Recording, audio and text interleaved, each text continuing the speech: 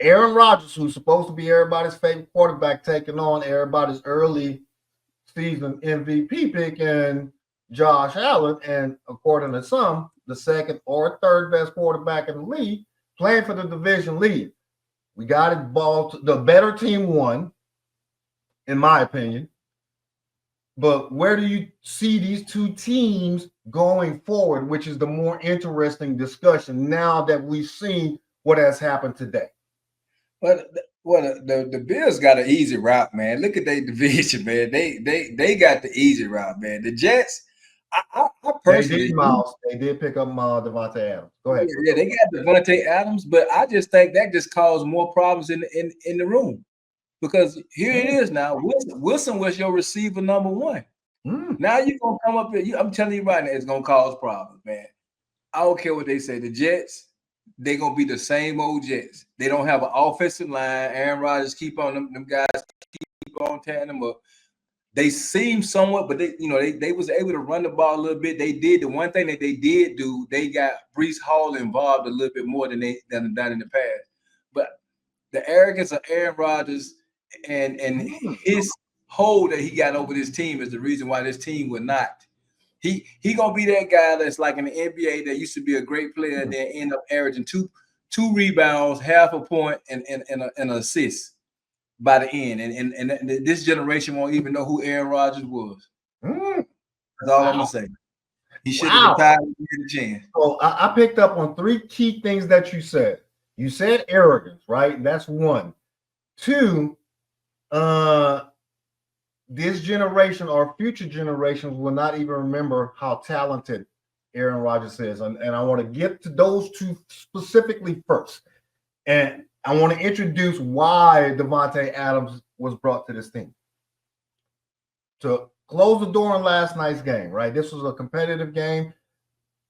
Aaron Rodgers blamed the officials, not himself, even though he said he took responsibility for his lack of effectiveness at times, but the turnovers is what lost you the game. You then blame Mike Williams for running the wrong route, not taking accountability, going to that arrogance thing that you mentioned, right? And why was Aaron Rodgers and why has Aaron Rodgers always, especially this year, pushed for Davante Adams to be traded to the Jets if that opportunity presented itself? Because he has a relationship with Davante Adams to where he doesn't have to explain himself mid-play. He knows, and Davante knows what actions to take in the middle of the play while it is being executed to ensure that we get a higher probability of completing the pass. He doesn't have that rapport with Mike Williams. He doesn't have that rapport with Garrett Wilson. That is why, even though Garrett Wilson is the most targeted receiver in the league this year, they still not on the same sheet of music, right? Because the connect simply isn't there. And we all know, quarterback to receiver, you just have that connection sometimes. It is just telepathic. It is just, we don't even have to practice. We're going to pick up right where we left off, which is what they said today when they announced the trade. All right, Davante Adams is already at Aaron Rodgers' house, talking about we just gonna pick up where we left off. So look for that hamstring to be healed 100% by Sunday, and Davante will be playing on Sunday.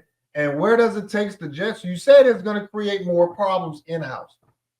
On the offensive side of the ball, the only reason why the Jets continue to be in games is because of the defense. And I know I've seen somebody say, field goal kicks was missed or whatever. If I had it my way, we wouldn't even have field goal kickers. So at the end, I don't even believe in field goal kickers, with the exception of the one that we got at the Cowboys, because he can kick a 70-yard field goal. But with that being said, the Aaron Rodgers is that problem. The offensive side of the ball is the Jets' problem. The only reason why the games remain close is because of the defense the Jets got. Mm-hmm. They got a good defense, but it's just too many problems on the offensive side of the ball. I feel you.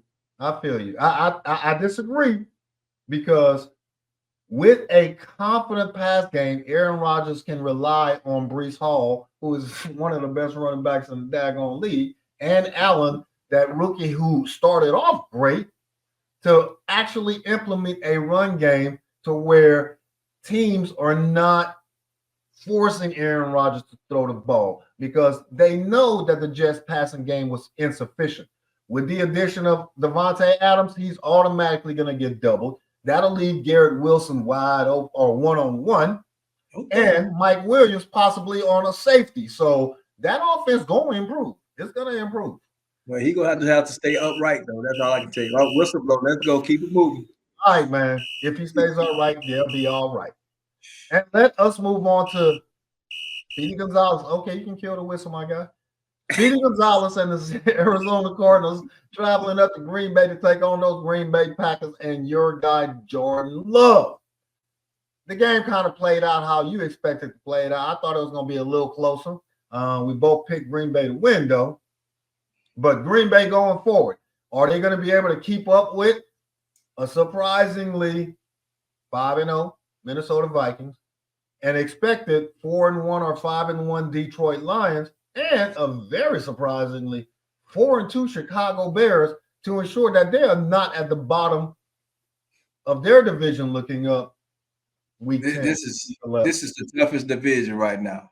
I mean, this is the tough. This is where we're gonna see the best games at, man. But I would tell you that Love looked like Love of last year with them young guns this weekend. That's all I can tell you. And plus with the running game. Drew, every game that we done talked about this far and ahead, I'm telling you, the team that's leading in rushing won the games. People don't believe me. I think it's only one game where a team did not win because of rushing. They have the ability to run the ball, but he also got them young guns. And when you got them young guns and they ain't got nobody competing for who gonna get the most catches and stuff, look at the Texans. That's how the Texans was successful last year. That's why Green Bay looked so good last year at the end of the season, and that's why they're looking good right now. Yes, sir. You're absolutely right. Only thing that I would add to that is that Josh Jacobs and the run game is giving Jordan Love the option to be confident in whether or not, regardless of what the down and distance is, we can get chunks in both the run game and in the pass game. And that defense is, I would say, in the same boat as, probably any other defense. They're not dominating. They're not stopping you 100%, but they're doing enough to continue to get that dub. So the Packers will be able to keep up. I agree. This is the toughest division in football this year. So look for at least 3, maybe 4 NFC North teams making it to the playoffs, maybe 4 if everybody stays healthy. But we shall see.